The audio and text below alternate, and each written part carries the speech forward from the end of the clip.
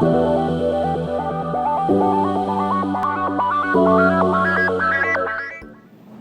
evening, everybody.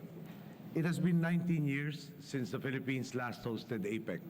Back then, we led the setting up of concrete steps to open up our economies in line with the Bogor goals.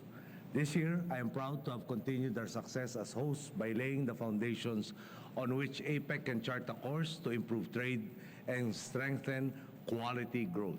I thank my fellow APEC leaders for their collaborative efforts and positive spirit as we work together towards the goals that we share. And our cooperation gives us optimism that we can achieve greater progress sooner rather than later. These past couple of days, we discussed the critical regional and global issues we face as one Asia-Pacific region. If past APEC meetings were highly technical discussions on trade issues, the discussions over the past couple of days have taken a broader approach. We have sought to address the challenges presented by the ever-changing global economic milieu. For instance, we shared ideas on how to encourage technological innovation while at the same time easing its disruptive effects on the job market by giving rise to more resilient economies. We have likewise been able to exchange ideas on how to foster greater inclusivity in our economies. Since inclusive growth has always been the guiding principle of our administration, we are proud to have put this approach front and center throughout our hosting APEC this year. Throughout the year, representatives from all member economies held 229 meetings to advance our individual economies and the region at large. During this time, we have seen our locales lend their names to strategies that will help empower small and medium enterprises, among others. There is, for instance, the Boracay Action Agenda, which will help micro, small, and medium enterprises access the global and regional markets.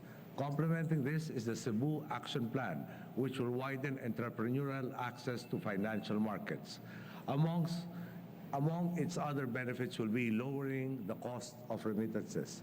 Apart from this, our representatives also finalized the renewed APEC agenda for structural reform, which will guide economies on which areas they need to reform to achieve sustained growth, as well as the disaster risk reduction framework, which recognizes the impact of climate change on our region. This framework aims to minimize losses and promote best practices so that we can build back better. At today's APEC Economic Leaders Meeting, we agreed on the overarching frameworks under which we will pursue these plans. First, we adopted the APEC strategy for strengthening quality growth. This is a framework that will guide us in undertaking robust, comprehensive, and ambitious structural reforms over the next 5 years. We will focus our reform efforts and measure our progress in terms of institution building, social cohesion, and environmental impact. We do this with the awareness that the world economy continues to confront significant risk and uncertainty, even as trade growth is slowing down, thus impressing upon all of us the need to tap into new opportunities for economic growth. This strategy will help APEC promote increased growth through structural reform. Second, the leaders approved the APEC Services Cooperation Framework.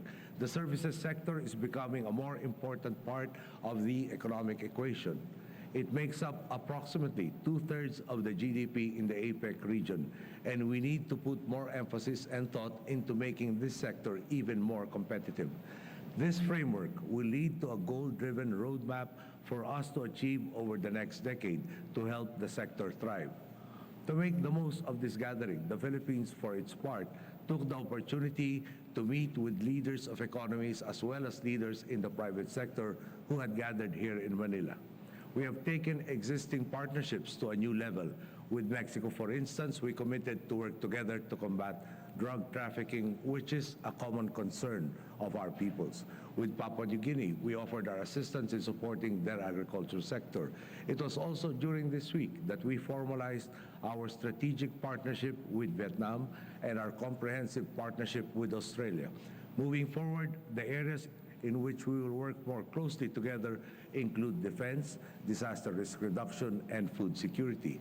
We also engage in dialogue with the Pacific Alliance, which is timely given their high growth potential and ours. A number of leaders also expressed their support for the Philippines joining the Trans-Pacific Partnership once it comes into force. This is a very encouraging sign. We, of course, want to join the TPP because it offers access to a far larger market. The USA and Australia, among other economies, expressed their support for this particular endeavor. Apart from that, we were also pleased to hear the news that the USA would be turning over to the Philippines a research vessel and a Coast Guard cutter, which will boost the capabilities of our Navy. Over the past week, we welcomed more than 11,000 people to our country, including those from the APEC Business Advisory Council, which, by the way, traces its origins to the APEC Summit in Clark in 1996 in the Philippines. This number is more than double the attendance of our previous hosting. In fact, when we said yes to hosting, it was with the expectation that all the facilities in construction at the time, both public and private, would be finished by the time we had to welcome our guests. Apart from that fact, as a general rule, each one of these visitors creates one new job for us.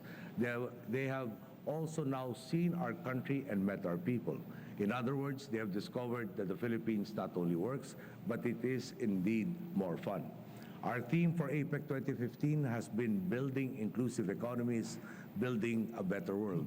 By balancing the discussions in APEC between the technical aspects of trade and its implications on the social and environmental challenges of growth, we have refocused our discussions towards all our people, the ones whose lives we as leaders are pledged to improve. For all these successes, I thank all those who work tirelessly to make this event possible. Most importantly, I am grateful to our countrymen who have expressed their support for our hosting. I believe most of our people understand the concept that good things come from hard work and sacrifice. And believe me, it has paid off. All my fellow leaders heaped praise on how our people have welcomed them, and their words really made me swell up with pride. Truly, it is a singular honor to lead such a great people.